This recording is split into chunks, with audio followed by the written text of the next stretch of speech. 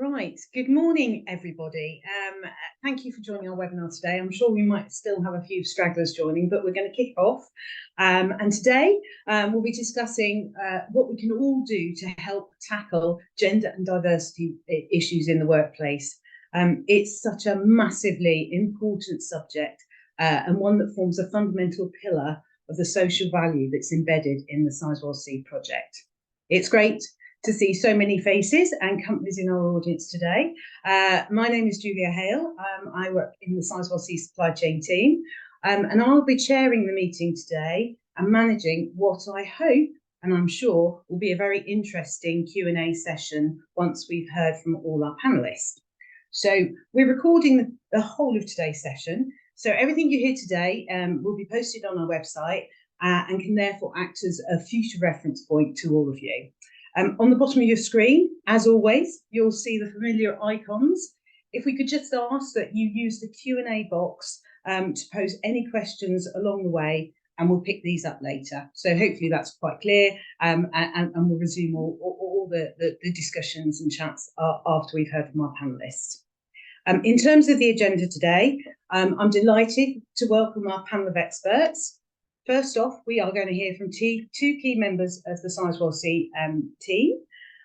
Sarah Warwick, firstly, the social value specialist on the project, will be talking to us about what diversity and inclusion really means to Sizewell C. And then Guy Hazelhurst, workforce development lead, and today representing the Employee Affairs Unit, will be talking us through the Sizewell C supported traineeship programme. So lots to hear on that side of things. We will then welcome Phanuel Mutumburi from Ipswich and Suffolk Council for Racial Equality. Many of you will know Phanuel, and we are delighted to have him here today to talk through and discuss the business case for diversity. Last but no means least, we welcome Jacqui Wordsworth from Women in Construction. Jacqui will be talking about the WIC and the support that they provide to both women and businesses in the construction industry to achieve true gender diversity in the workplace. Next slide, please, Beth. Thank you. I've got my lovely colleague Beth here, who's going to be doing all the tech. So if anything goes wrong, it's nothing to do with me. Just before we kick off, though, it's nothing to do with her either, I promise you. Just before we kick off, though, I wanted to take a moment to briefly revisit the reason why we as Sizewell C Supply Chain team are in situ and the role that we play in supporting you as our supply chain companies across the region. We hopefully all know by now what the Sizewell C project represents and the wealth of opportunities that are going to be available across the region. The most important thing, though, is that we work together, and through collaboration, we create long-term sustainability for the region and also for all the businesses across the supply chain. This is a very real and live opportunity to create a true legacy for Suffolk, where we will have a more inclusive landscape that touches communities and groups throughout the region. A piece of paper's got stuck together now, which is a bit awkward, isn't it? But there we go. Can you have the next slide, please? I'm sure none of us need reminding of the size and scope of what lies ahead. It is really, truly exciting. However, it is all about local firms stepping up and grasping that opportunity. The project is now in delivery mode, and we are already seeing local businesses stepping up to the challenge, which is fantastic. The commitment to the region is there. You can see that. Price, quality, capability are all key, but stepping up to social value is essential. Next slide, please. As we all know, social value is multifaceted. We talk about it the whole time. Normally, Ashley, not me, admittedly, but each area should be looked upon as an opportunity for local firms to improve, to grow, and to become better businesses, whilst also gearing themselves up for the raft of opportunities ahead. And that doesn't just mean Sizewell C. There are multiple projects going on across this region and throughout the UK. So it's a crucial part of the process. I'm sure we will all learn a huge amounts today. It will not just be about the ways in which we can make changes in our business, but why we should make these improvements and how ultimately it will benefit us all. As this slide shows, there are many areas where we can all make small changes that in turn can make huge differences. So enough of me. It's time now to hear from our experts, and I have pleasure introducing our first panelist, Sarah Warwick. Sarah, over to you. Hello, I'm Sarah Warwick, so I'm social value specialist in the ESG team. I'm also coordinator of the Sizewell C networks. I've been in nuclear new build now for 12 years. So next slide, please. So here you will see some of our ESG commitments. So why is it core to the Sizewell C project? So it's an important part of financing the project and also demonstrating the benefits of nuclear new build in the UK. So we need to make sure that government and investors have confidence that we're going to meet these high size ESG standards. So you see some examples here of some of our commitments. So 70% of construction value to go to UK businesses. We'll be investing in 1,500 apprenticeships with a minimum of 540 to go to Suffolk residents. And we've also signed up for the gender sector target of 40% women in nuclear by 2030. So we'll be delivering these together with our supply chain partners, and we'll be including requirements in contracts. So next slide, please. So why is equity, diversity and inclusion important in the workplace? So I'm sure you agree that everyone deserves to be treated with equal respect and given access to opportunities. A diverse team brings different points of views and experiences. They tend to be more creative, make a bigger contribution, and because they feel valued and respected at work, they tend to be more motivated as well.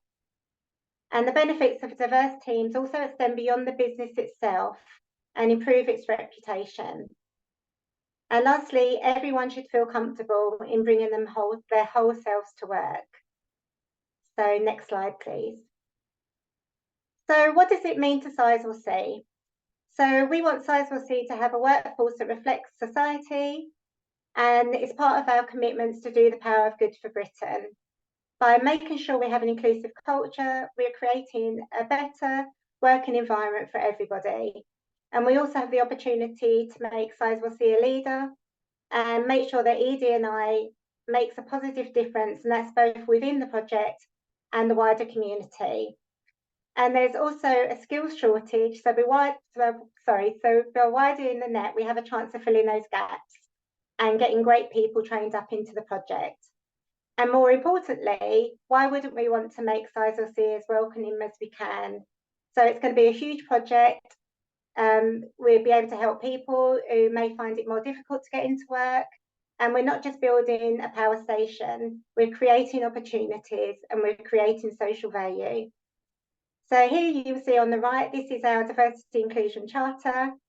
We expect everyone working on the project, that's staff, contractors, work experience, everybody, and we expect them to behave in a way that supports the values. So next I'm going to share with you a video that I think is kind of a great intro of what Sizewell C means to us here at within the project. Next slide.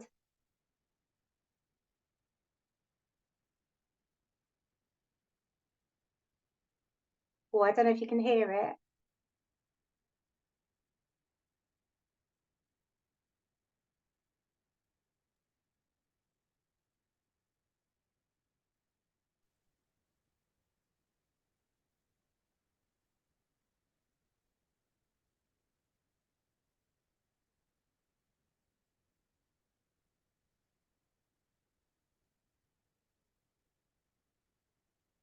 Hi, Beth. People can't hear.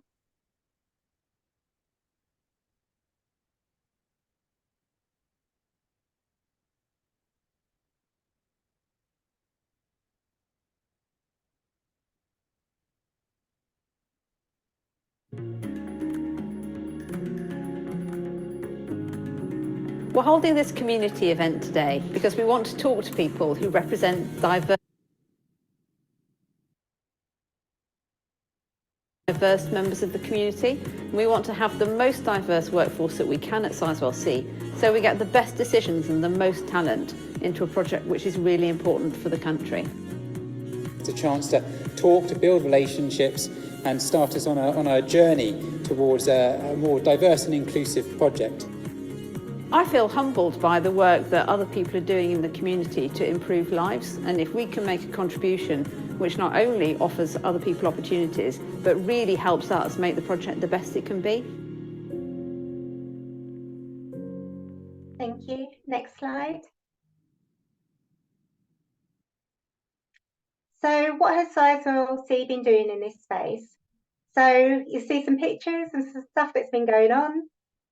So creating inclusive culture is all about education and awareness.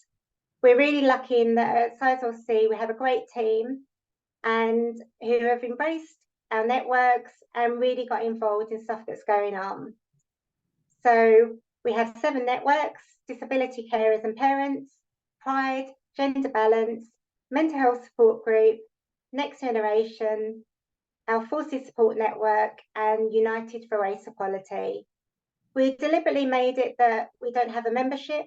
We make sure that everyone is a member of the networks, so making it fully inclusive and getting everyone on board. So we work with organisations like Phanuel and Jacqui's, who you'll be hearing from later. We also have mandatory training for managers, so that includes inclusive recruitment advice and unconscious bias training. We use diverse recruitment job sites. We're also talking and connecting with social mobility organisations, and we've been taking some lessons learned from HBC, which has been really important for us. And quite exciting news, just recently we have a new culture lead. We've trained up mental health first aiders, we've had pronoun campaigns, we've recently launched our Doing the Power of Good for Suffolk volunteering scheme, and we've also just recently signed the Armed Forces Covenant. So next slide, please.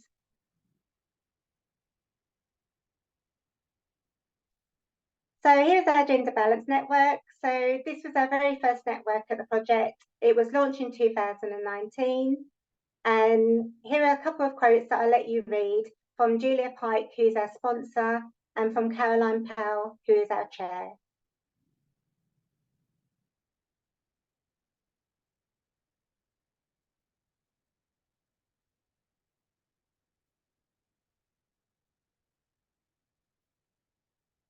So just to mention that we're not setting targets for supply chain, but we're encouraging them to support us in our ambitions and to report on diversity.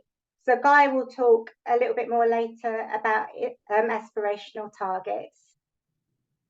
So next slide, please. So what has the Gender Balance Network been up to?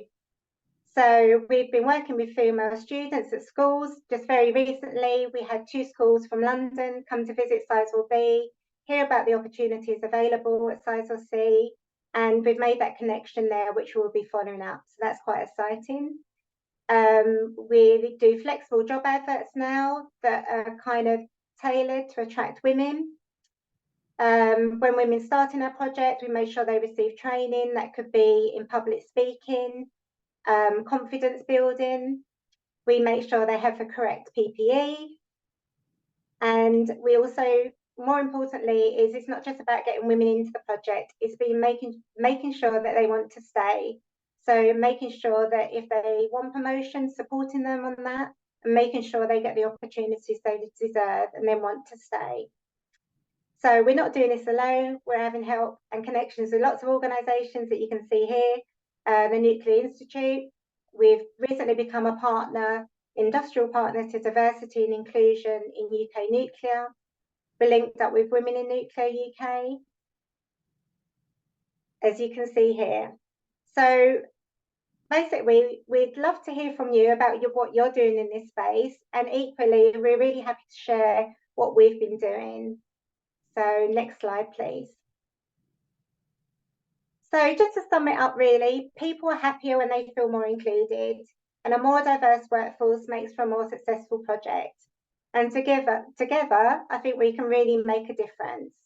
So you can find out more about ED and I at Sizewell C on our website, and my email address is there. So happy for anyone to contact me with any feedback, suggestions, or anything. And now I'd like to introduce you to Guy from our Employment Affairs Unit. So he's going to talk to you more about requirements and share some great case studies with you. Over to you, Guy. Thanks, Sarah. That's excellent. Next slide, please, Beth.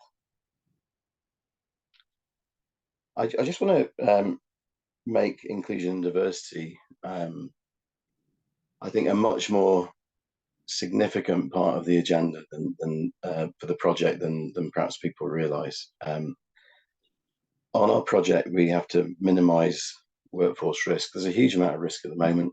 We're building HPC consistently. We are 500 people or so short of the curve that we need per week at Hinckley to build it, and that's because we're in a skills shortage.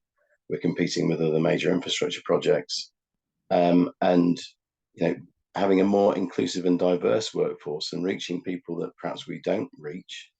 And I've been in construction since 1984, and I know it's not the most diverse industry on the planet. And if you think about the gender imbalance, the underrepresentation of people from BAME backgrounds, from disability backgrounds, it's probably not an underestimation that we either exclude or don't reach 50% of the people that could work in the industry. That includes gender, special educational needs, and everything else. So if we've got workforce risks, we need to maximise productivity, we need to supply the required workforce. Actually, having an inclusive and diverse workforce is not a nice to have, it's an essential.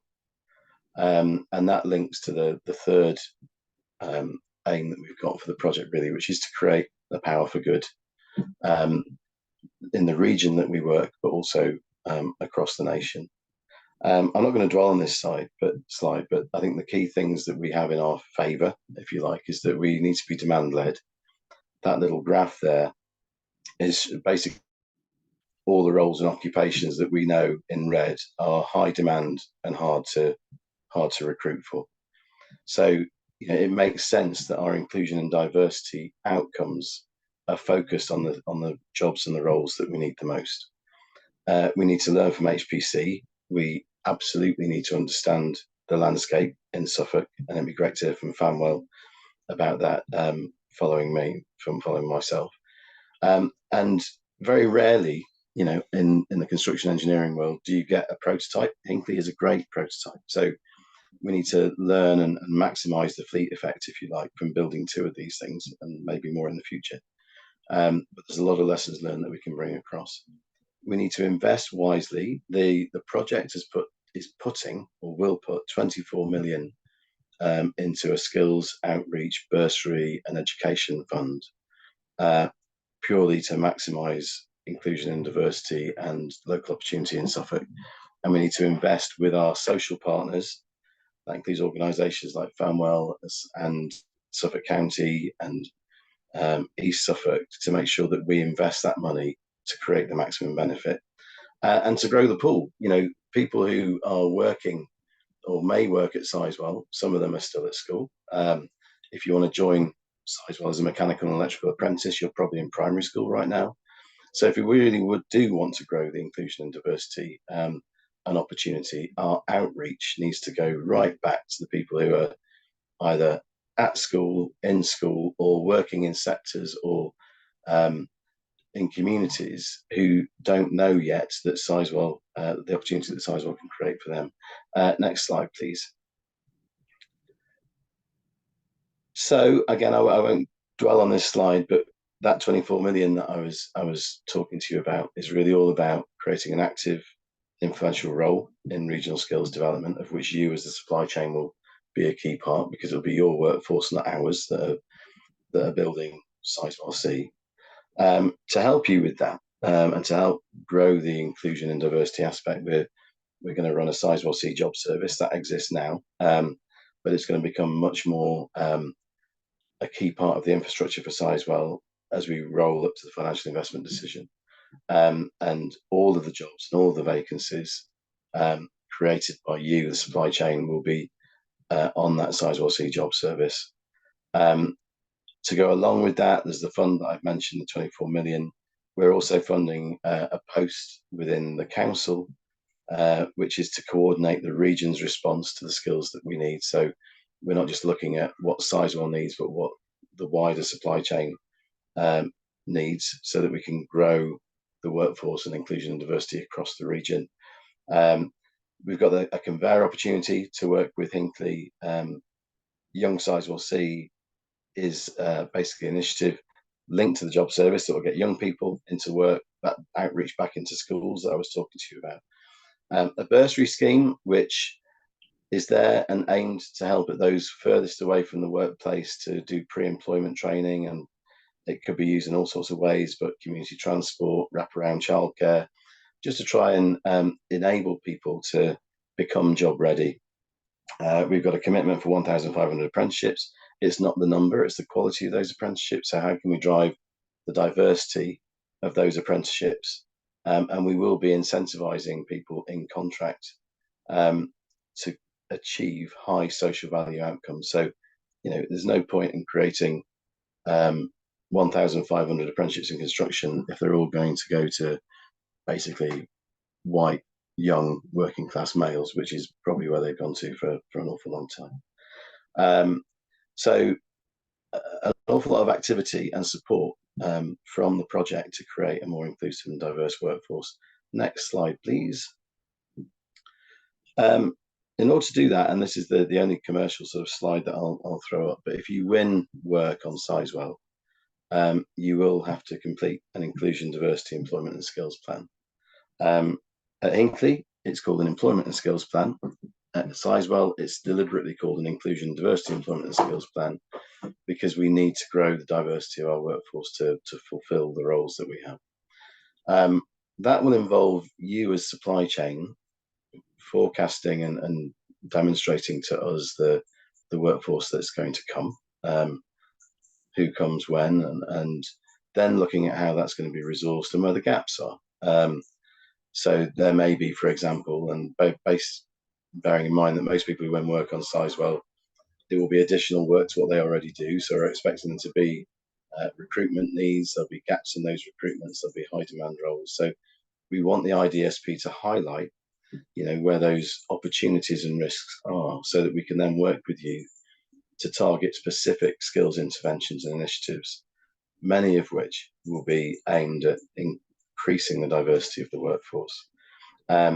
And then we'll report on that activity in terms of social value reporting. And importantly, there will be incentivization in place that if you and we share that sort of success, then you'll see that in the bottom line in terms of increased, an element of increased profit. So next slide. I just want to go on to an example of something that that has worked extremely well and is working extremely well at Hinkley Point C, around supported traineeships. I speak as somebody with quite a severely autistic son, who's only 7, and I really hope that these sorts of initiatives are there for him when he reaches 18 plus. But Hinckley has run a support traineeship now for 2 or 3 years, aimed at people with special educational needs, running partnership Bridgewater and Taunton College. It's 5 weeks of work readiness training, an 8-week placement, and then linking with our partners on the project, hopefully a job at the end of it. So next slide, please. These are the partners that have taken part in that scheme to date, and all have recruited from that scheme. If you go one more slide, we've got a video that highlights some of the case studies and successes of that programme.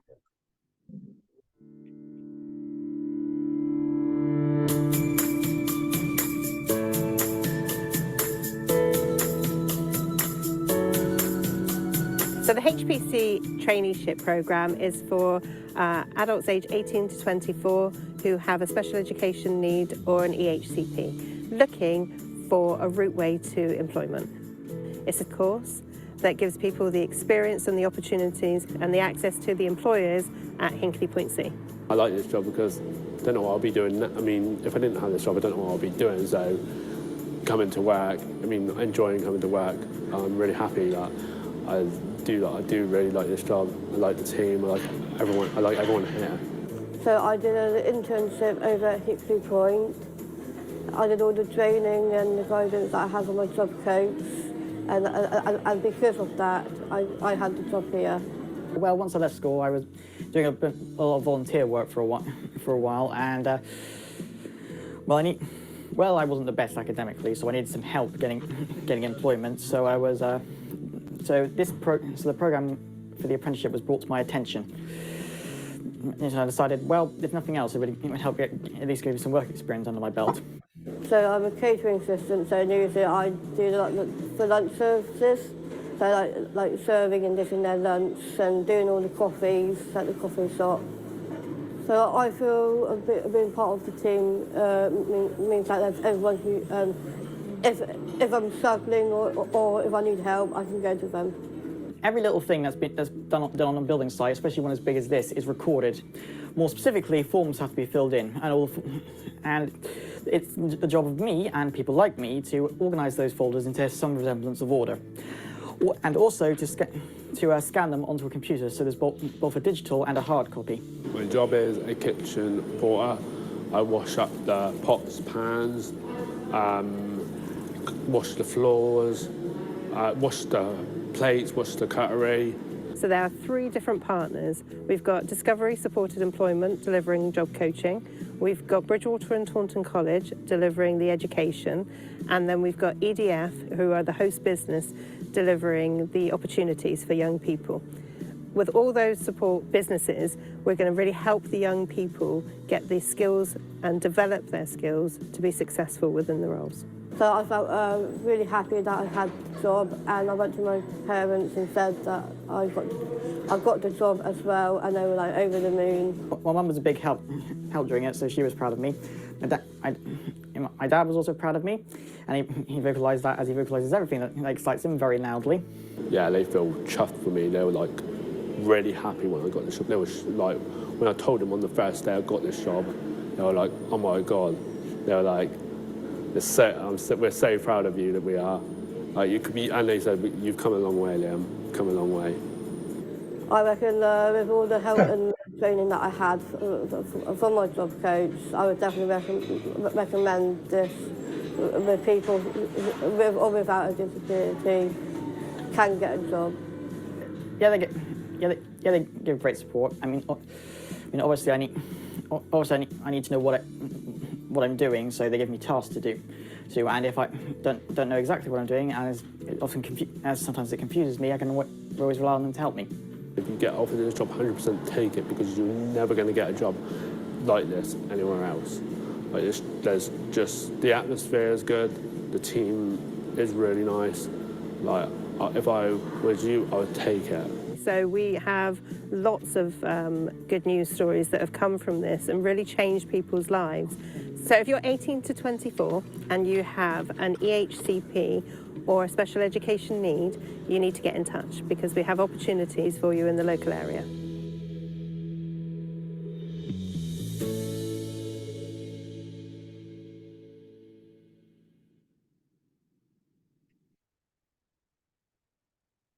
Thanks, Beth. Next slide, please.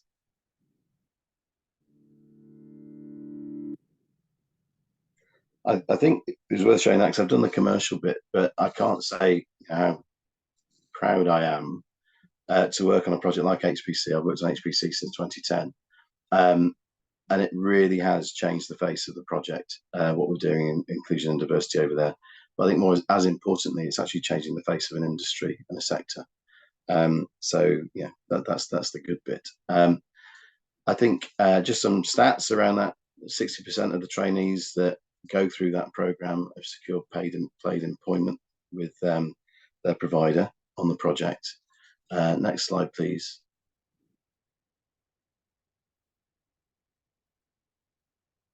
Just a quote there. And in terms of achievements, 100% of those that have come through that program have achieved what you see here. It really has been a great success. So, yeah, next slide. I think we're nearly there. Oh, there might be an animation there. There you go. Keep going. I think from an employer point of view, it's had all of these benefits, and 100%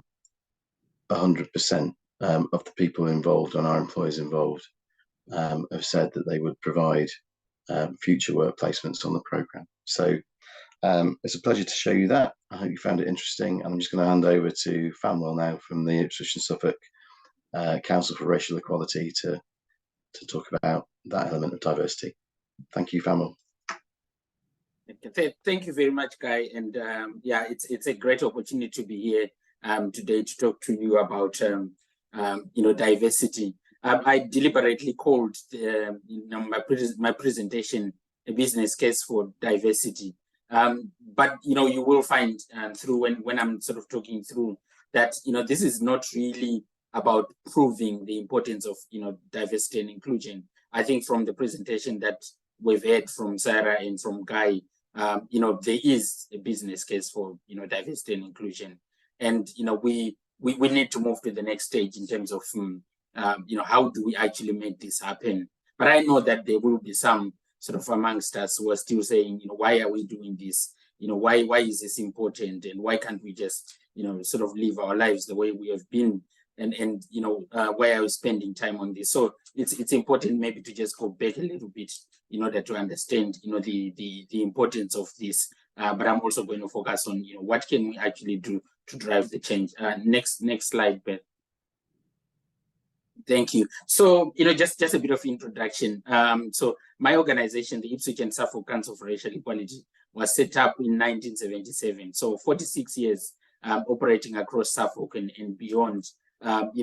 Doing this work, and in the ethos that we operate around is how do we create a fairer society for everyone, and this is about opportunity. And I think we also heard from Julia at the start of this that it's about how do we create opportunity for all the people, for the businesses, for our communities, and the reason why we mostly work with people from diverse background, but also as a Race Equality Council, is that consistently we see the evidence that people from those backgrounds are less likely to get the opportunities. They're less likely to engage in sort of certain areas of our economy. When we go out and talk to people about opportunities like Sizewell, this is not something that people readily see themselves in, and that sort of people will be kind of sort of readily jumping into. And so we need to do some work around community development and how we get people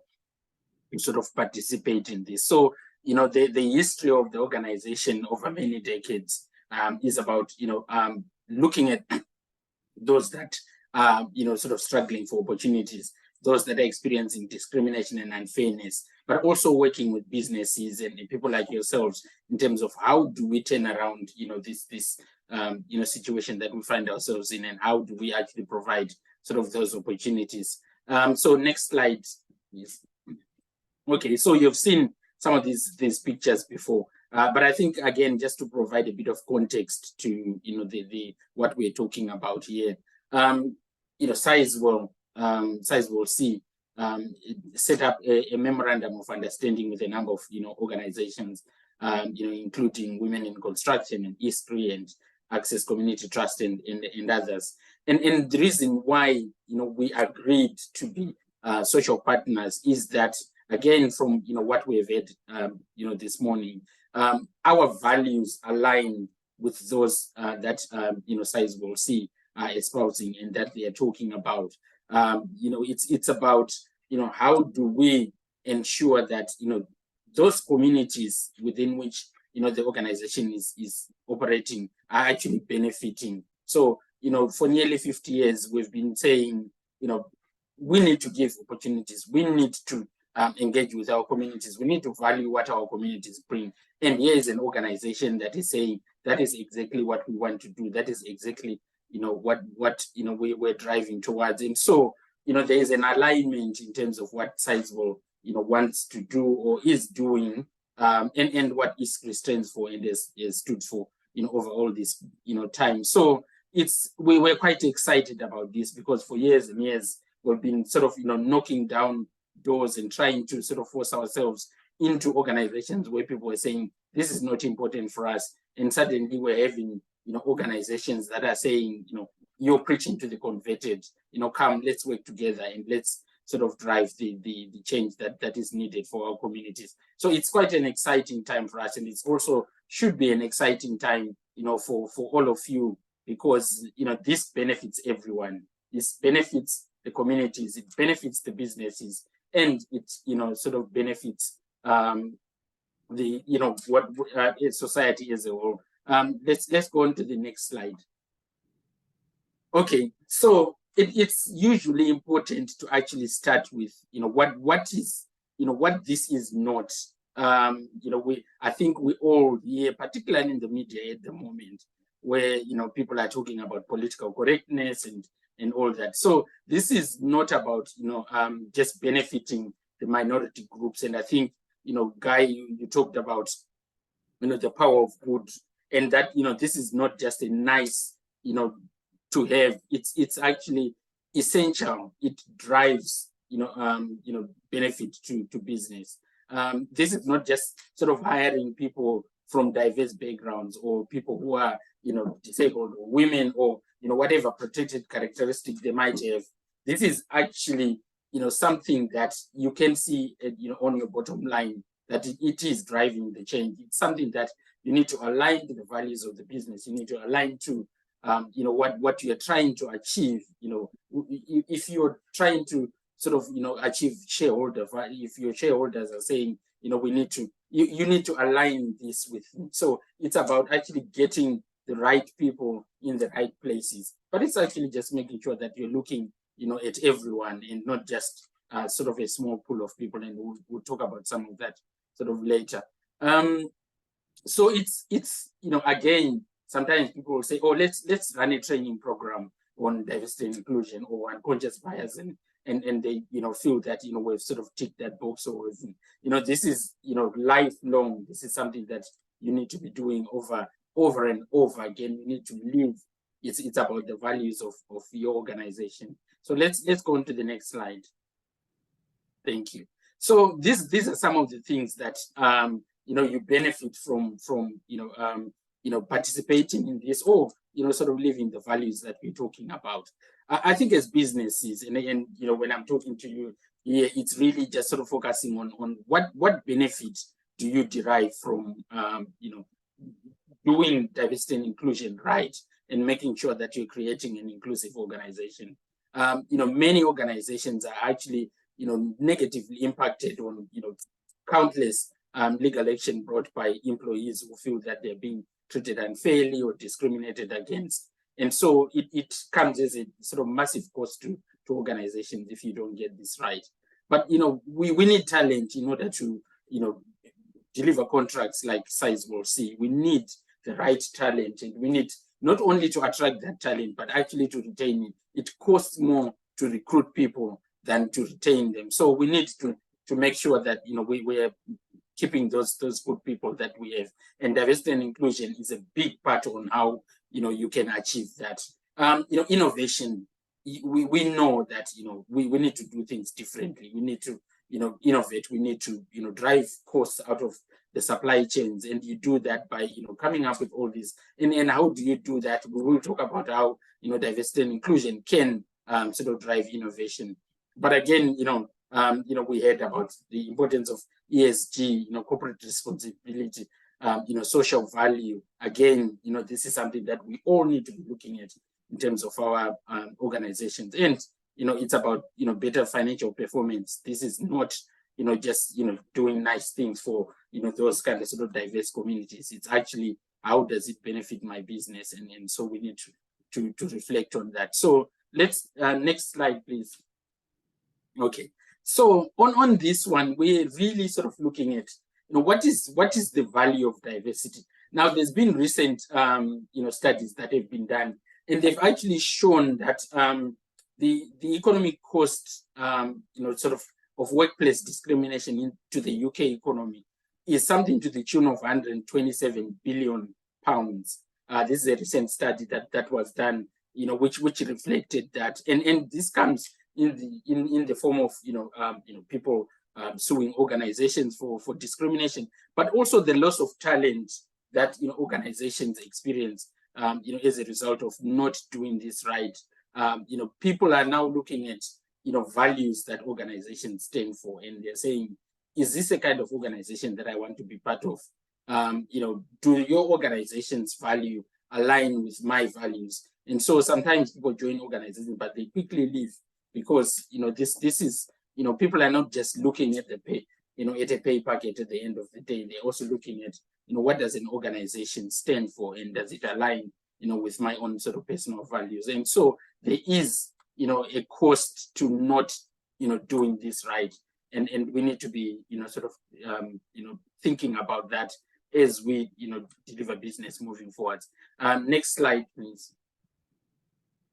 So again, we talked about attracting and recruiting and retaining sort of top talent.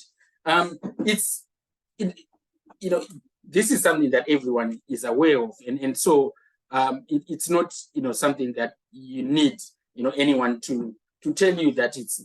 But actually, when you go to many organizations, they'll talk about we are an equal opportunity employer. We welcome everyone.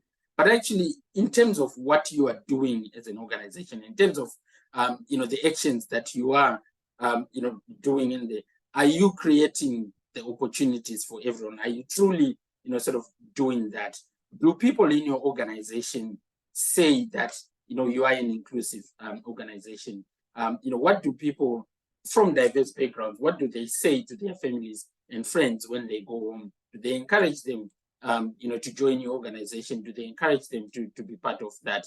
How do you look at your processes in terms of how you deal with who are you maintaining sort of statistics in terms of who is going through disciplinaries, who is being promoted in the organization, who is going through sort of maintaining all these matrices in terms of actually determining who is getting the opportunities and who is benefiting from them. And again, it then sort of reflects in terms of your ability to attract people, because the most powerful thing that we've seen with recruitment of diverse talent is actually not the sort of flash adverts and all those things that sort of people do. It is the word of mouth. It is what people say when they go home and they talk to their family and they talk to their friends and they say, this is a great organization to work for, and so they encourage others. So there's a list of things that benefits that derive from getting this right. Let's go to the next slide.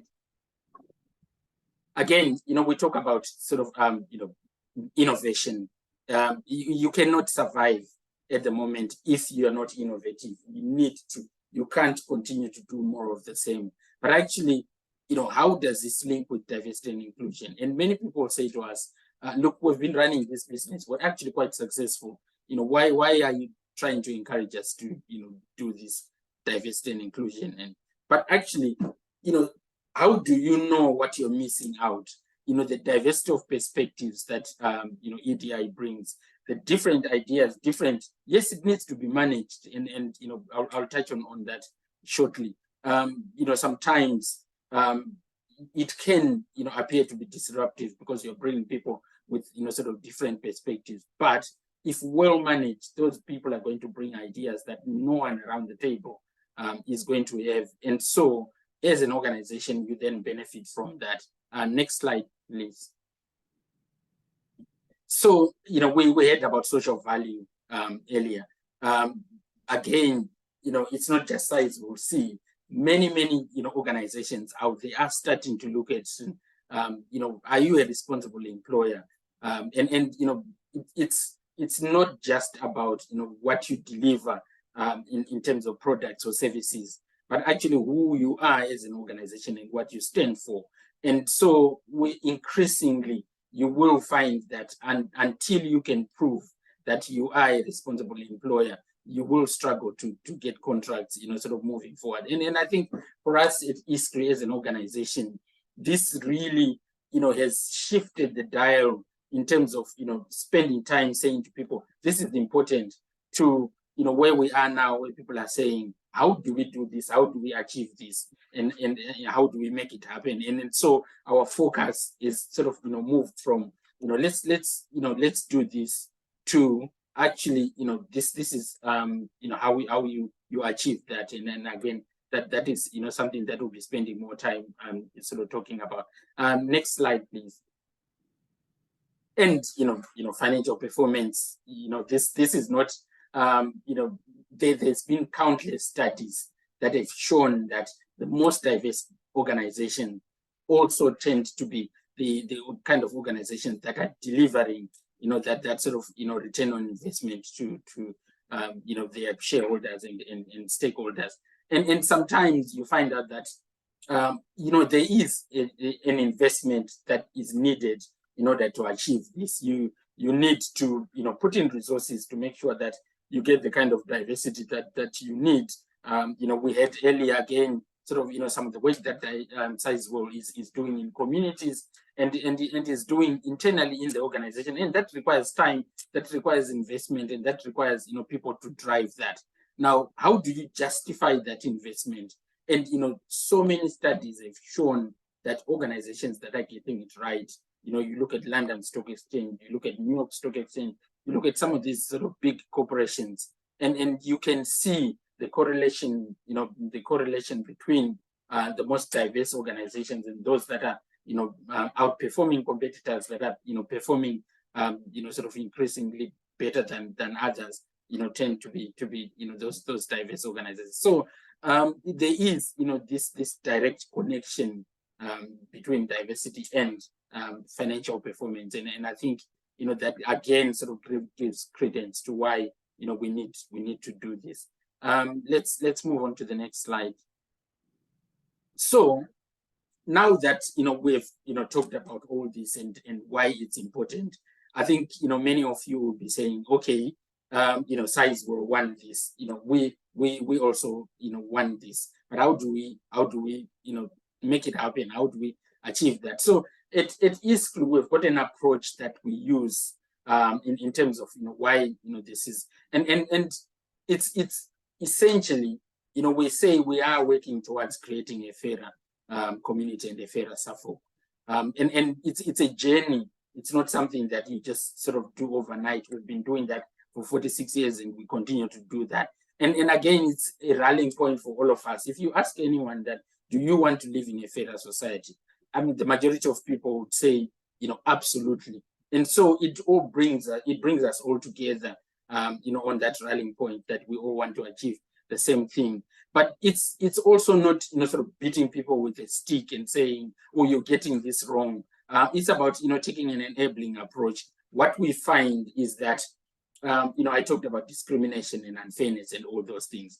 The majority of the problems that we have are not coming from bigoted people or vile people. Or actually, we do have the biggest challenge comes from good people who get things wrong. People who leave their homes every day because they want to go and do, positive things. But somehow, it's not something that just comes naturally to people. They need to be supported. They need to be sort of taken on a journey on that. So we take an enabling approach to make sure that, people are given the tools and the skills of how to achieve that. But we also embed ourselves in the communities so that we listen to people and we say, how do we achieve this? What is your experiences of working in an organization and what does it need to look like? And that is what we bring, when we engage with yourselves. So it's sort of taking that kind of sort of individual approach, but also then sort of embedding that into all the work that we do. Next slide, please. So we've got a number of services at ISCRE, that I'm sort of just going to briefly talk about. So we've got, we've set up a consultancy arm of the organization where we are now sort of, going into, different organizations and supporting and providing that sort of bespoke support to each organization, depending on what their issues are, their needs are. and actually how to then tap into some of these opportunities and contracts that are coming. We also have got a training arm where we're sort of trying to look at individual organizations. What are your training needs? What are your gaps? Where are you in terms of your progress on the diversity and inclusion journey? And what kind of support, do you need in terms of training? So we can do, cultural awareness training. We can do unconscious bias training, equality and diversity training. But it's something that is created based on, what your specific needs are as an organization.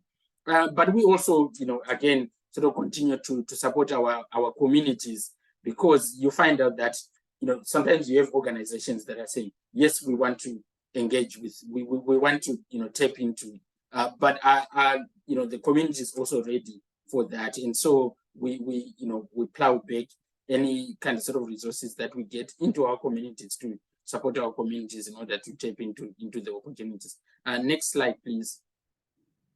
So, just going into a bit more detail around, the consultancy services that we run. It's about, conducting the, reviews, fit for purpose reviews and audits, equality and diversity audits of your organization, so that you have an understanding of where you are in terms of your policies, in terms of your actions, in terms of your, recruitment practices, retention practices, and how you're supporting, your workforce, and actually talk to your employees and try and understand, what their perspectives are in terms of, that kind of sort of, sense of inclusion and sense of being valued, and whether they feel that sense of belonging that we had earlier. And so you can then, at the end of that, we can then say, this is what you need. These are the actions that you need to take, over a period of time. And it's a realization that this is not something that happens overnight. We have to work with organizations over time, but it's actually being on that journey where people can start to see that, you are an organization that is trying, that is making an effort, and you've got plans in place in order to, to be the kind of sort of inclusive employer that you need. And we work with leadership as well, because it's really critical that, the organization's values and the culture, which is led from the top of an organization, it then permeates to everyone. Sometimes people think that, employing a diversity officer is the kind of sort of be all and end all, and then they delegate all that responsibility to them. And equality and diversity officer doesn't change the culture of an organization or the ethos of an organization, or sort of the values. You need people at the top of an organization to do that, and we can support people, at the top of organizations to actually articulate and to look at what their role is in terms of achieving that. Let's go to the next slide. So again, the kind of training that we provide, as I said, it's specialized training. It's training that we do not just come, with a kind of sort of off-the-shelf, training package. We spend time in your organization. We look at, where you are. We speak to, staff. We speak to employees, and then we go and we actually write, bespoke training for your organization. But we can look at things like, anti-racism. And again, it's about, understanding some of these terminologies. People get scared when you hear terms like that, and people say, oh, but we're not a racist organization. And it's never about that. It's actually what you are trying to achieve and what you want to be, and sort of the kind of values, again, that you live by, and saying to the staff and the people that you're trying to attract that, come here, come to our organization, you will have the best experience, and you can get to be, the best that you want to be in our organization. And how do you know that you are that organization, particularly when you don't have diverse people in your organization already? And so we provide that support in terms of introspection and how you can sort of achieve that. Unconscious bias, there's been, quite a lot in the media of late, but it's really critical that, we all, realize and value that. I've been doing this work, for, the better part of, sort of 2 decades. And I every time I go into a training session, I'll say, my name is Phanuel Mutumburi, and I've got unconscious biases that I'm working on, over the last 20 years. And so, we all need to be on a journey. The important thing is, do I understand those biases? Do I know and realize that I've got them? But most importantly, what am I doing about them, and how am I ensuring that the way that I make decisions is not, impacted negatively by those biases. So it's really about how do you create that, workplace where everyone feels that, I want to wake up, in the morning and enjoy coming to work, enjoy what I do, and give my best, to the organization. And that's, part of what, some of the training that we do delivers. Next slide, please. So, some of you will say, okay, we want to do this, but where are the people? Where are these, diverse community, diverse, people that you want us to attract? And so some of the work that we're doing with Sizewell C, for example, we have, community days, we talk to communities, we go into those communities, and it's about ensuring that when those opportunities come, there are people that are ready, to take on those opportunities. And so we also do, quite a lot of, community engagement. We can work with your organizations to, plan things like, recruitment. We've got a newsletter that goes to over 1,000 email addresses within Suffolk's diverse communities. And, you can sort of utilize that, for recruitment, but we can also host recruitment days where, we really go out and say to people, we've got an organization here that is looking for people like yourselves, and we can sort of invite them. But I think it's also, sort of the kind of preparation that is needed. We've done some work with the police, for example, and we can do some kind of sort of pre-recruitment support to make sure that we've got, the right people that are being directed to these opportunities. It's not just getting everyone, to take on opportunities because we want to fulfill a quota. It's about the right people in the right places and sort of, taking advantage of the opportunities that. So we work with community leaders, we work with, different communities out there to just, make sure that we're reaching every part of our society, and that, no people are being left, without the much needed sort of opportunities. Okay, let's move on to the next slide.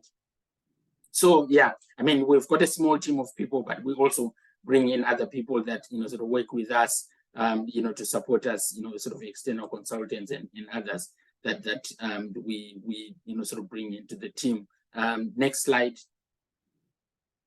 And these are some of the, sort of partnerships and organizations that we're currently working with. We've worked with, many organizations over years, but at the moment, as we speak, these are some of the organizations that, are currently tapping into all the things that, I talked about and that we are sort of engaging with. Obviously, we're talking about, Suffolk Chamber at the moment, Sizewell C, but, all the organizations that are on there are also working with ISCRE, again, to make sure that we're all achieving the kind of sort of greater good that we want to. Next slide, please. So, I want to sort of finish by, talking about this. And people say, how do we know that, we have achieved this, that, we have done this? And I often sort of use this kind of sort of link to say, diversity is being invited to a party. And it's a good thing, isn't it, to invite someone to a party. But you can go the next stage and actually ask someone to dance. And again, you can see that there's been a progression, from just inviting someone to a party and then asking them to dance. But actually, we can even go further than that. We don't have to stop it asking someone to dance. And next slide, please. Now, we need to, achieve belonging, a sense of belonging. And again, I say belonging is choosing your favorite song and dancing like no one is watching. So for those who say, how do we know that we have achieved this? How do we know that we've arrived? It's when, all your employees are choosing their favorite song and dancing like no one is watching. And this is something that drives me personally. When I get up every morning and go to work, I want to feel like I can choose my, favorite song and dance like no one is watching. We talked about innovation, innovative, cultures come from people choosing their favorite song. And that's how you get, all the benefits that we talked about. So yeah, next slide, please. So yeah, I'm going to end here. Obviously, we've got a Q&A session later on, and we can go into some more detail in terms of what we can achieve. But thank you for the opportunity to talk to you, today, and hopefully, we can do some work together on this very important agenda. So thank you, and I'll stop here, and I'm going to bring in Jacqui from Women in Construction. So over to you, Jacqui. Thank you so much, Phanuel, for a fantastic presentation. I think on a Friday, I think we'd all like to put on our favourite song now and get on our best shoes and have a little dance. I'm going to keep you from that for another half an hour or so with my presentation, so bear with us. But I'm here from Women into Construction. Thank you very much for having me, and I'm delighted to be here with you today. Next slide, please, Beth. So let me talk a little bit about Women into Construction, who we are. We've been operating for 15 years now, not quite as old as Phanuel's organisation, but we've been going for a while. We started on the Olympic Park over 15 years ago, and we've been operating ever since. So we try and do exactly what it says on the tin. We're all about getting more women into the construction and engineering sector across the UK. We do that in two ways. Firstly, by supporting women to understand about the fantastic array of careers that are available across our sector, and that's all parts of the sector, from infrastructure to house building to specialist engineering. We've got a broad church. We want to encourage women into all of it. Now, it's about giving them advice and guidance, getting them through understanding what skills and qualifications they might need to get into the sector, and helping them access those so they can get a job in the first place, a fulfilling career, and ultimately improved professional and personal well-being. It is no point us doing that unless we've got companies such as yourselves who are open and willing to improve and increase the recruitment of women into your organisations. So the flip side of what we do is work with companies to support your recruitment needs, to look at retention and progression of women in the workplace, and really think strategically, again, about how you can become more inclusive as an employer. The aims for companies is to help you become more diverse in your workforce, to improve your reputation in the marketplace, and ultimately support your business growth. Now, we're a team of just 10 people based across the country, but we support around 500 women a year. And of those, about 300 in depth. And since we've started, we've supported over 3,500 women, and we've helped over 1,100 into work, which is fantastic, a great achievement, but not quite enough. It's still a very small drop in the ocean of what we need to achieve. So next slide, please. So let's explore a little bit about why we need to talk about gender diversity in construction specifically. Well, when we look at the statistics across the sector, just 16% of the construction workforce is represented by women. And when you look at trade roles on sites, that reduces to less than 2%. And that dial really hasn't changed over the last few years. For those working in the industry, the picture isn't fair. Construction sector reports the largest gender pay gap across any of the UK sectors. And this means that women in construction receive roughly 76p for every pound that their male colleagues earn. We know that COVID and the current cost of living crisis disproportionately affect women in the workplace, with job losses nearly twice more likely for women during COVID. And the current cost of living crisis is really impacting women. They've been described as the shock absorbers of poverty because high living costs compared with lower incomes and savings, as well as the higher requirements for childcare, mean that they're more likely to rely on state support. Now, we're in a situation in this country where we've got a relatively low unemployment rate. So companies are competing for a scarce resource when we've got vacancies, and we really need to think about how we can attract and retain talent to our companies. When we look at the employment stats, just in the most recent quarter, there's really only less than 2 people per vacancy across the country. So we've all got to get smart in terms of attracting those that are looking for work to our companies.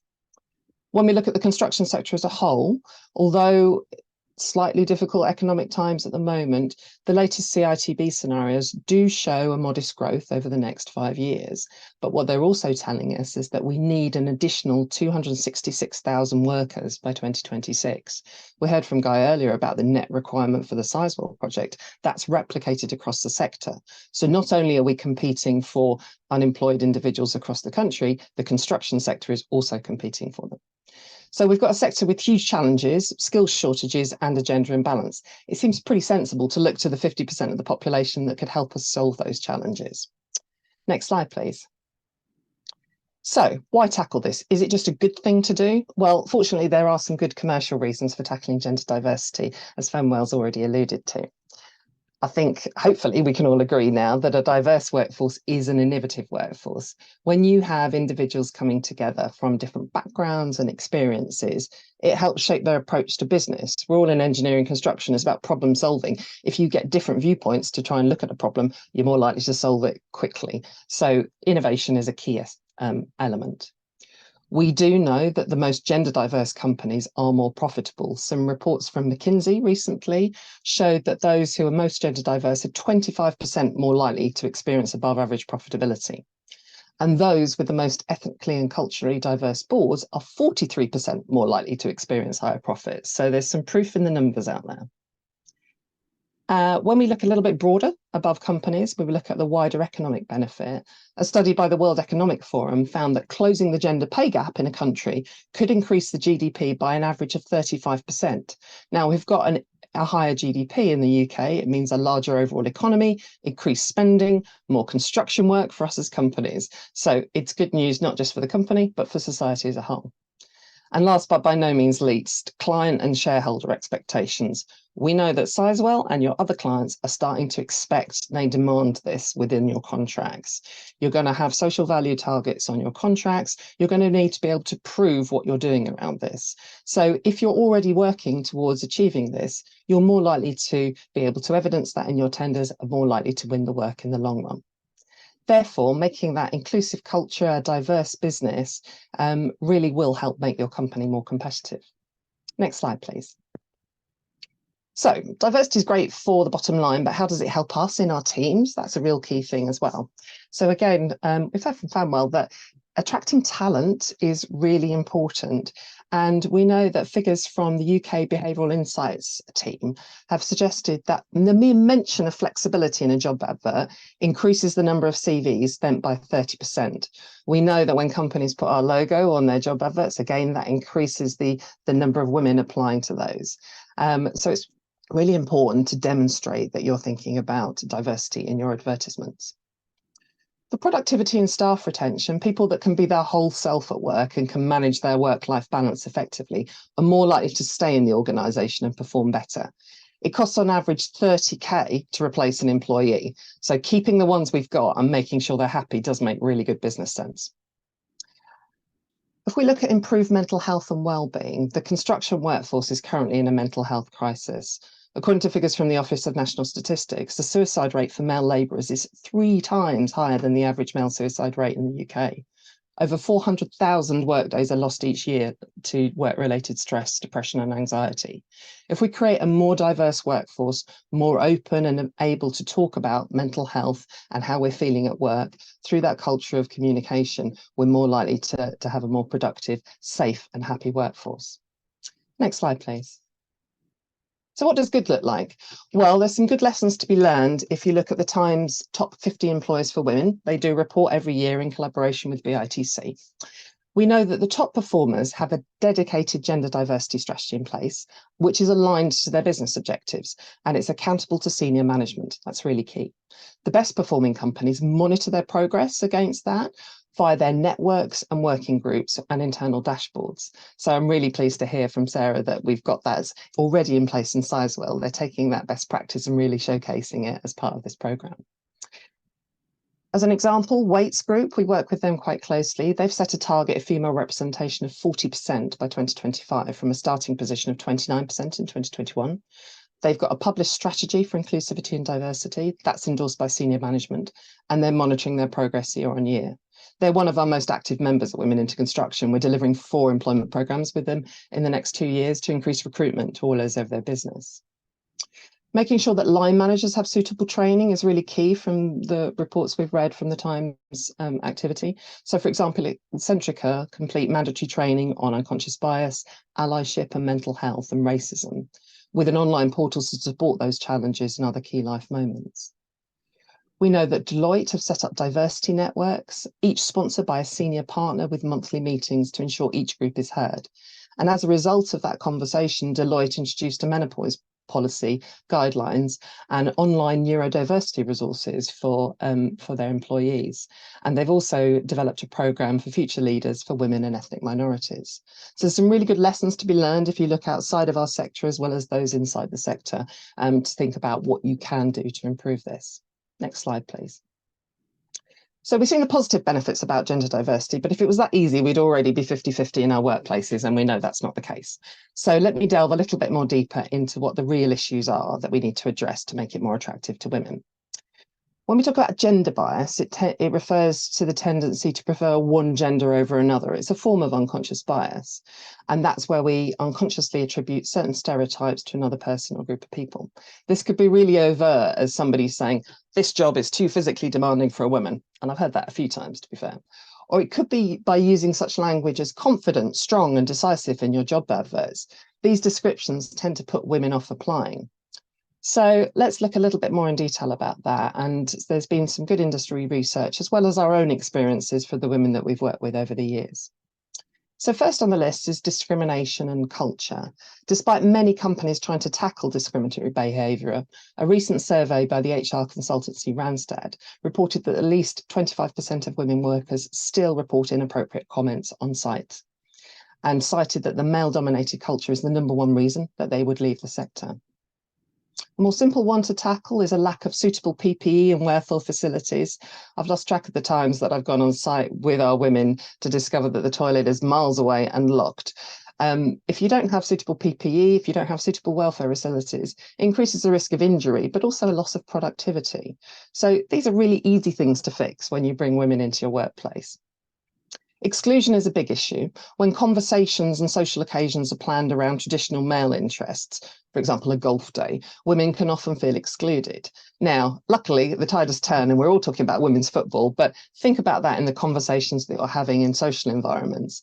But our women also report that this can also happen in meetings too, in terms of the conversations that are happening and their place in the workplace. This is all compounded by a lack of networks, internal mentors and connections, which often help men navigate their way through progression in the industry and get better roles. In fact, women are 3 times more likely to be passed over for promotion, and this, coupled with a lack of confidence to apply for those higher roles, mean that there are very few women in senior positions across construction. Many women tell us it's impossible, or they feel it would be impossible, to return to a senior role in a part-time capacity after having children. This is partly due to because all the other directors are male and working full-time, and partly due to the complexities of managing childcare costs and childcare arrangements and coming back into the workplace. According to that Randstad survey, 15% of organisations had never promoted a woman to a senior position, and 43% of organisations had no female representation on their board of directors. If as a woman in an organisation you can't see someone at that level, you might not believe that you can achieve it too. So it's important we look at that progression through our companies. These are all difficult enough, but the #1 issue we find when talking to companies and women is the lack of flexibility in roles. Our women tell us that more flexible working hours and better childcare options will be the #1 change that will persuade them to either join the sector in the first place or stay in construction once they're in it. Next slide, please. So in what ways can you take positive action in your companies to help support women into your organisations? So first off, we need to think about taking positive action. It's not enough to say we want to treat women equally. You actually do need to do something to make a change. The difference between equity and equality is treating everybody the same. Equity is giving women that opportunity to have the same opportunities in the workplace as everyone else. We've heard that culture is key. It's no point selling the exciting world of construction to women if when they get into our organisations, they suffer discrimination, abuse, and end up having a miserable time at work. So we've got to tackle what's going on in our workplaces as well as attracting them in. Get the basics right. Make sure you've got female welfare facilities on site, PPE that fits. There's some great suppliers out there that can offer really good different PPE for women and other diverse groups. Look at the job design and the ergonomics of it. Men come in all shapes and sizes, so making the workplace safe for women and all types of human bodies should be a bit of a no-brainer. And then look at that flexibility part. Look at your roles, challenge as to why they can't be done more flexibly, part-time, job sharing, and so on. It's the #1 challenge we have when we talk to contractors on sites. Identify your role models and create those networks for women. Seeing someone who looks and sounds like you higher up the company is a huge factor for women saying, oh, I think I can have a go at that too. But it's also important to bring men into those conversations as allies, advocates, and mentors. A good mentor or a coach can be male or female. It's about supporting women to identify how and where they can progress and thrive in your business. And finally, really look at your gender pay gap. If you measure it, you can understand it, and getting good data on where and how the women are operating in your organisation and what's stopping them from progressing is the key to making a change. Don't be fooled by the headline data. Look at the tight roles, the technical roles, and work out what needs to change. Next slide, please. So let's reflect a little bit on that and what it might mean for you and your business. I've got 4 key questions for you to take away from today and think about what's happening in your companies. So first off, how do you attract women to your business and your roles? Are you attracting women in the first place? Are they applying? And if not, why not? So consider things like the job design, the language in your JDs, and where you're going out to recruit. Secondly, are you retaining the women you have working for you? How do they feel about working for the company? What do they say about you when they go back to their families and friends as an inclusive employer? Think about the culture, the policies and procedures you've got in place. Have you done your line manager training, and have you got those basics right? Thirdly, how are you supporting your women to progress? Do you have any positive actions in place to support those underrepresented groups moving up? Do you have mentors, networks, and role models that you can put in place in your organisation? And finally, how do you know what you're doing and how can you prove it? Do you measure it? What metrics of success have you got in your organisation? And how can you tell both your employees and your future customers about what you're doing? Next slide, please. So after all that, you might be wondering where to start with this agenda. It can be a little overwhelming if this is the first thing that you're thinking about. God, I've got to get some more women in. How am I going to do it? Well, that's where we at WIC are here to help you. So as I mentioned at the beginning of this, we come at this from 2 sides, helping women directly and helping you as companies engage with it. So for our women, we have a fairly structured process in terms of finding them in the first place, engaging them and taking through a journey, which is really a lot of one-to-one support in terms of overcoming some of those barriers and really helping them make the decision to join our sector. So our female participants are initially offered advice and guidance, understanding where they've come from, what their aspirations are, what skills they've already got.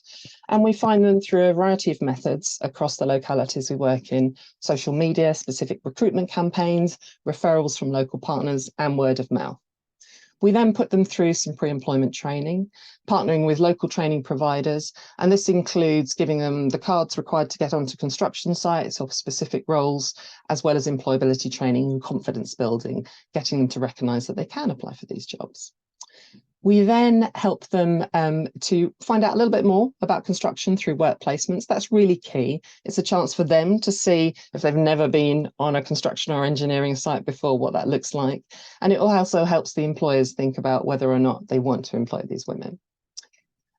We then provide application support via our website, via employers, giving women the opportunity to access the roles that our members have on offer to help them gain interviews and gain jobs. And then once they get into work, the support doesn't stop there, because we know that transition can be quite tricky as well. It may not be as glamorous as it was sold an interview when you're out on site in January and the snow's pouring down. So actually what we do is we support women for up to 6 months to make sure that they get over that initial hurdle. And then we help them through progression. We've been running a Moving On Up project in London, which has been helping women on low pay progress to the next level. We know that those barriers exist, and so we're looking at how we can tackle those and support those women across the sector. All this is underpinned by a one-to-one support. We've got some fantastic project managers across the country who really put their heart and soul into supporting the women and really changing their lives. What we're aiming for is that increased knowledge, increased connections, and finally helping them gain employment and achieve a fulfilling career in this fantastic sector. Next slide, please. So what about for construction and engineering companies, which I'm hoping that you guys are? How can we help you access this pool of new talent? Well, first off, you can join us as a member. We offer a corporate membership that brings you a range of benefits, including using our logo on your recruitment materials, links to your vacancy pages to our website, and helping you attract more women to those opportunities. It allows you to start that conversation with us and get to know us and us you in terms of where you might need the most help. If you want to start to deliver impact, then you need to get involved in our employment programs. These, and I'll come on to that in a little bit more detail as to what they look like, but this helps you get in front of some actual women and help them get them into your business. If retention and employee wellbeing is an area of focus, then we can support with some specific gender diversity and inclusion training, as well as helping you set up or work through your networks in your organisations. And this helps create that inclusive culture for women as they come in. If progression and gender pay gap is your area of focus, then that Moving On Up programme can help. And we can look at the women in your organisation, what we need to do to help them progress up through your company. And finally, we can offer some more strategic support if you literally don't know where to start, by helping you develop a gender diversity action plan. We've got an assessment that we can work through with you to find out what you're currently doing, where you need that support, and create a plan with you. But we know that one size doesn't fit all, so we get to know you, we have a chat, and we work out exactly what you need to make sure that we can connect you to our fantastic pool of women. Next slide, please. So I've got a little example here of how we've been working with companies. The Hale Group's a familiar presence across East Anglia. We've partnered with Hale for the past 4 years. And last year, we completed an evaluation of the first 3 years of that partnership. And we used an external consultant to do that, which was really helpful. Over the 3 years, that partnership allowed us to engage with over 200 women across the Cambridgeshire area to find out about their careers. And then over 50 of these went on to receive that bespoke training support and placements, and 22 gained employment with Hale, their supply chain, and other local companies in the region. Hale also recognised the need for culture change, and they put all their employees, 719 of them, through diversity and inclusion training. And through working with us, they identified the need to create new pathways into their business, and have since created the Hale Academy for career changes. They're also participating in our nationwide Women into Home Building programme for aspiring site managers. So they've done a lot with us over the 3 years. And what did that bring to them and to the women? Well, for the women that we engaged through that programme, those that got a job had increased income, that's for sure. The ones, they all gained increased skills and qualifications, increased networks across the employers that we worked with, increased confidence and well-being. We see such a dramatic change in the women as they come through our programs, in terms of being very shy at the beginning and then being really clear that this is a career path they want to go on. And so all of them had that improved long-term career prospects as a result of the project. For Hale, it was also beneficial too. So they discovered that the employees that had been involved in the programme had an improved work culture and felt like Hale were really tackling their diversity agenda properly. They expressed increased pride and loyalty to the company due to that alignment with their ambition to reduce gender inequality in the workplace. It helped them with their social value proposition and allowed them to demonstrate how they were creating those opportunities to their clients across the region. It gave their employees who are involved in the programme on a volunteering basis an opportunity to take on new roles and get involved in extra activities, and that really helped develop their employees as well as the women that we were bringing into the organisation. And last but by no means least, it gave them access to a wider talent pool than they would have ordinarily found if they'd gone out through their traditional recruitment methods. Overall, on the social return on investment analysis, we calculated that those initial 3 years generated over £600,000 of value for society, which is fantastic. And that translates to £4 of social value for every pound invested through the programme. So we're really happy with that, and we're replicating that across many other businesses that we're working with. Next slide, please. So how can you guys get involved here in East Anglia? Well, first off, I'd encourage you to have a look at membership and see if you want to join. Silver membership starts at just £800 a year and gives you access to all those resources I've mentioned. But if you want to get a little more involved, then in this region, we operate a regional hub model. So if you've got regular contracts outside of Sizewell, if you're operating in the area and you've got opportunities in terms of vacancies or social value commitments and want to get engaged, then the hub model might be something that you want to get involved in now. We will be developing a bespoke programme in collaboration with the Sizewell C team once construction gets going, and that will be looking across the suppliers that are engaged and to open up the opportunities through the build programme with them. We're currently doing something similar in London with the organisations that are building the North London Heat and Power Plant. That's been really good to show the local population what that project's all about, but also really provide route ways in for local women to get employment through that project. If you're really keen to do something meaningful with us, then we could design a specific program just for you. So come and talk to us about that. Last year, for example, we did a program with Lang O'Rourke, recruiting into their steelwork and steel fixing apprenticeships, or we do more generic programs like the one we're running with Waits, which goes across the whole of their business. Next slide, please.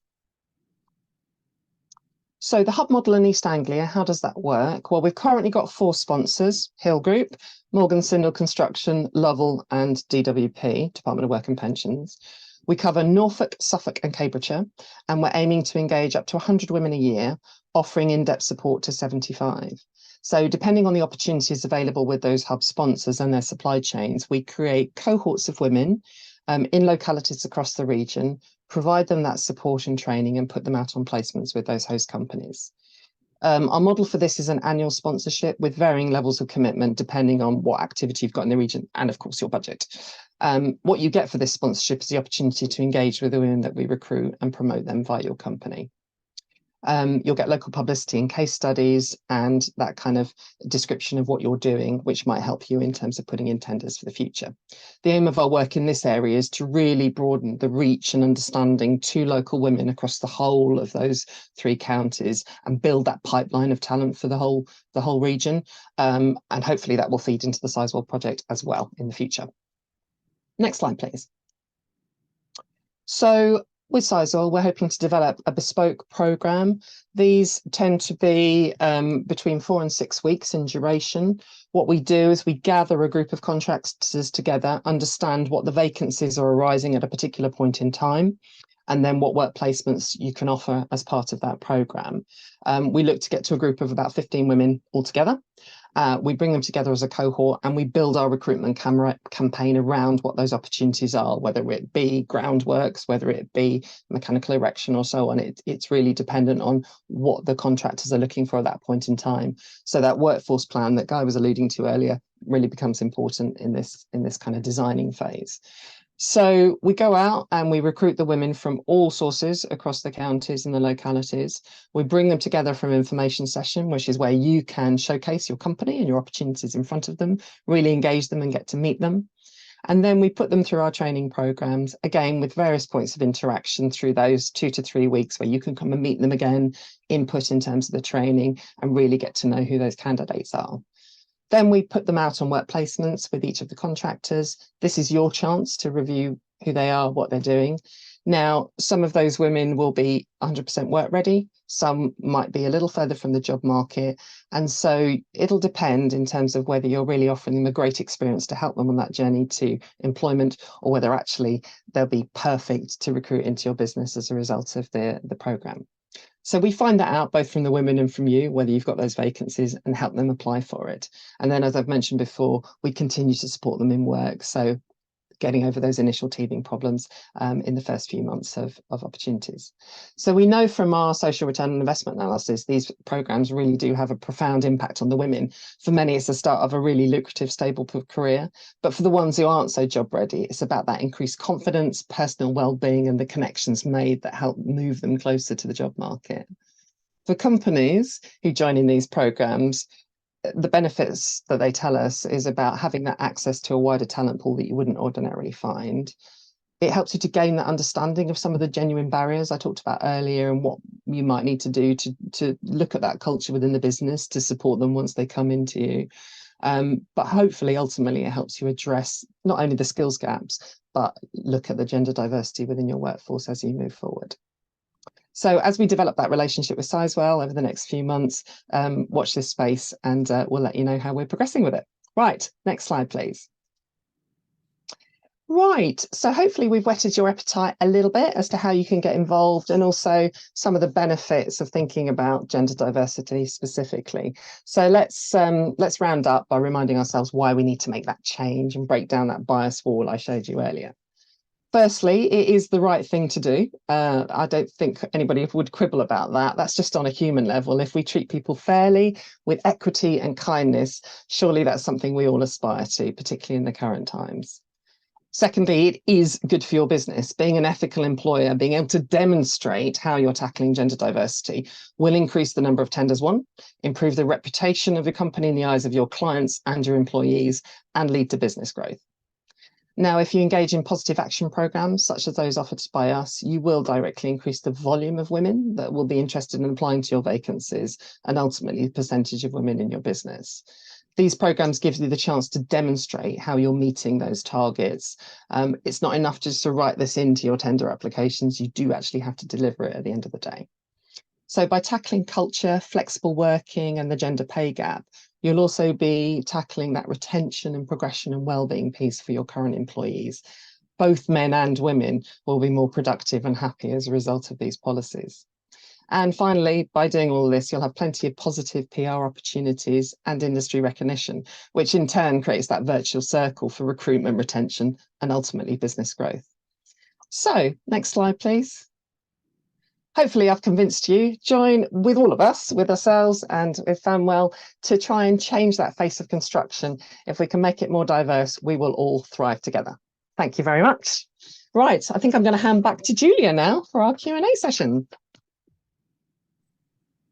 Great, thanks ever so much, Jacqui, and also thank you to all our presenters and panelists today.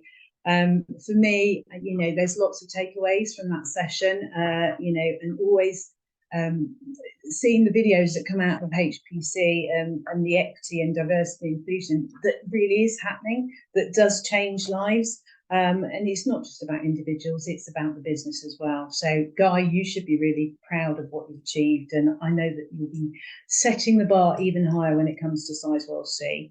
Phanuel, brilliant as always. It is all about finding the right people in the right places and just making sure that you really do look in the right places to find everybody and reach out to them. And I think we'll all be dancing tonight, which is great. And Jacqui, once again, really clear in terms of what businesses can do to make positive actions. It's simple, basic steps. It doesn't, it's great that we have some fantastic role models, both in Sizewell C and the partners that you're working with. But these lessons and steps that they implement are easy to relate to the small businesses across our supply chain. So thanks, guys, that was brilliant. We still have everybody in situ, which is amazing. However, we only have one Q&A at the moment, so I'm going to throw this open and open this up, but if any of you can start thinking about other questions, that would be amazing. Can I ask just all panelists to just unmute yourselves and make yourselves visible again? That would be amazing. Fabulous. Right, we're all here and ready to take questions. So first off, we're going to hear from Mike Elford. And I think this is probably a question for Guy. The question is, what format is the diversity and inclusion charter you talked about? Is it in an existing document, or are suppliers and subcontractors expected to create the document themselves? Please, any insight would be great. Yeah, that's a very good question. So there is a template, you'll be pleased to hear. So and it's not in a form that encourages war and peace and a large weighty document. So it's part of the people requirements that you will receive when you gain a contract with us, and it's really a way of agreeing some aspirational targets that is actually appropriate to your sector or your business. So obviously when we talk about gender in catering, it will be different than a discussion on gender in construction. So it's a way actually of making sure that the aspirational targets that we set with you in a templated format are achievable, realistic, and stretching, if you like, for your particular area of work. I hope that helps. I'm sure it does.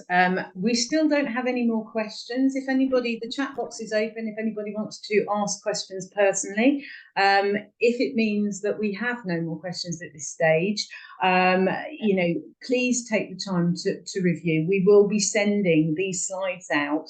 I think the fact we have no questions is probably testament to the fact that our panelists have done such a fantastic job talking about their individual subjects. I'm sure it has given us all a lot of food for thought, but please do feel free to send questions after the event, to reach out to the guys, or to reach out to us at the Sizewell C Supply Chain team. Oh, we've got another question. I'm getting all excited now.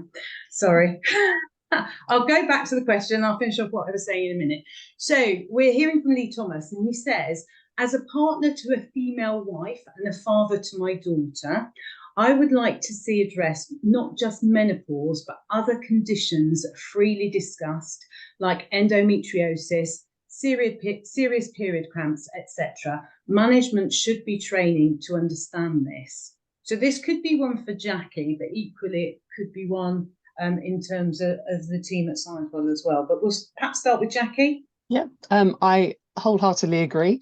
I think having conversations and making it just common parlance in day-to-day activity. I mean, when we started, mentioning a female toilet was a bit like, woo, but now actually talking about menopause, talking about women's issues, it shouldn't be embarrassing. It shouldn't be something that we have to kind of talk in small corners about. And so line management training is one thing, but also use of those networks, having opportunities for both women and men in the workforce to be able to discuss it in a safe space is really important. And then kind of making it standard. It comes back to sort of the PPE. So putting sanitary products in every toilet, if you can afford that as part of your campaign, is a really useful thing to alleviate period poverty and other such activities. So yes, definitely agree, Lee. Thank you. We need to talk more about it.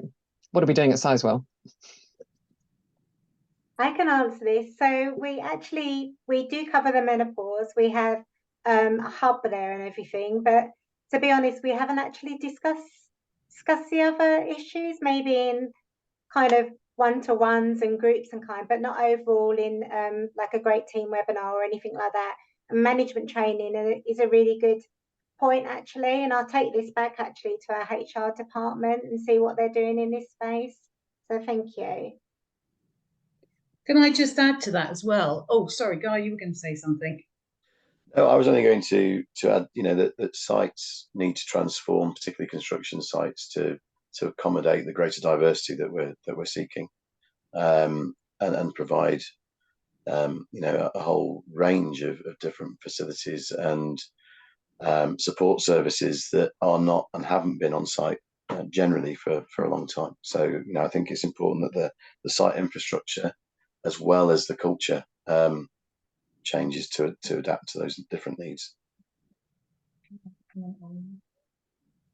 I was just going to say basically that I've recently, you know, the Sizewell C, our team here are always here to channel information through to businesses and to support them. Suffolk Chamber run a series of programs and stuff to support their members, and I've recently been working on the occupational health program alongside the project to try and support what is going on in terms of their initiatives. And it's refreshing and amazing to see all the areas that they're capturing in terms of wellbeing programs and training, employee surveillance, all that type of thing really is ensuring that they're on point in terms of the delivery for the project. So you're telling me there's something else in the chat. Sorry, that's Beth I'm talking to. So we have something here from Elma. Hello, Elma. She said, thanks to everybody for their contributions. How can experienced consultants and freelancers from underrepresented backgrounds be part of this area for work for Sizewell? Many lack access to resources. They don't have the capacity for many complex reasons, but lack of access to finance and funding is one of the reasons. Are there any opportunities to collaborate with others? Anybody? Do you want me to read that again? That's quite a long one, wasn't it?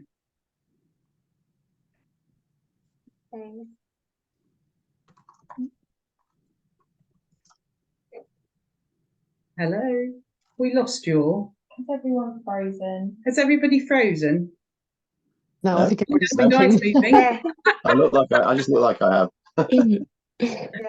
Could you read it again, please, Julia? Yes, certainly. So, basically, how can experienced consultants and freelancers from underrepresented backgrounds be part of this area of work for Sizewell? And it's basically, Elma's basically saying that there are many people who lack access to resources and capacity for various different reasons, one being funding and finance, basically.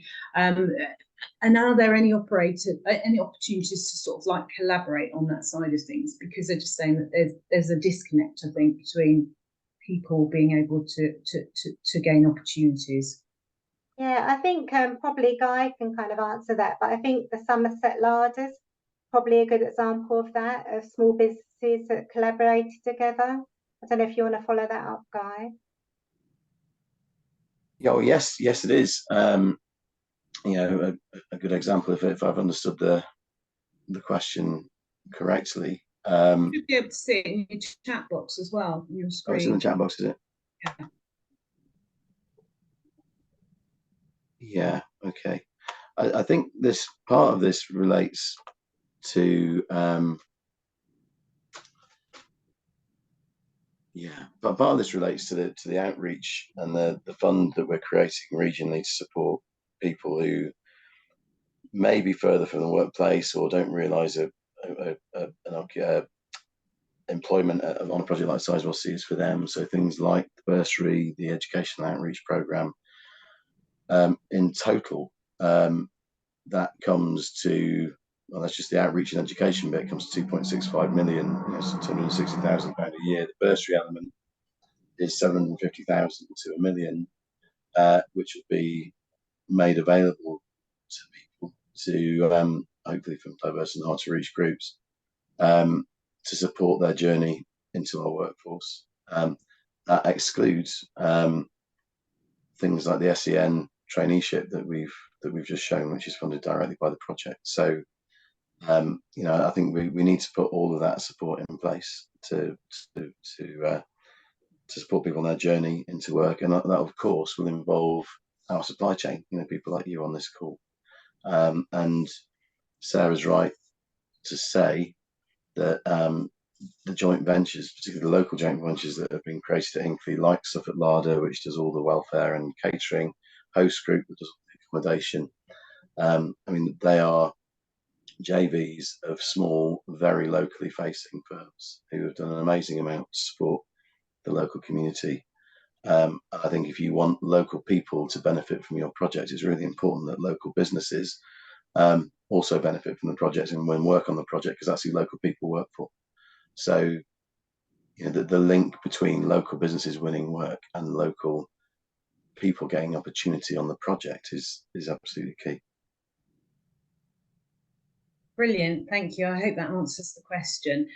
Is there anybody else out there who'd like to pose any more questions? We do have a little bit of time left, but as I was saying earlier, if there's anything that springs to mind after you've had time to reflect and review, because we will be sending this all out to you, then please do reach out to us and we'll be able to provide feedback on your additional questions. We've just got, oh, Elma's just said thank you for that. It did answer her question. And everybody else has said thanks for great questions. So they're obviously ready for their lunch now, aren't they? Julia, sorry, if I could just, you know, sort of follow up on that point that Guy just made. Absolutely. Yes, thank you very much. And I think this is in relation to Elma's question.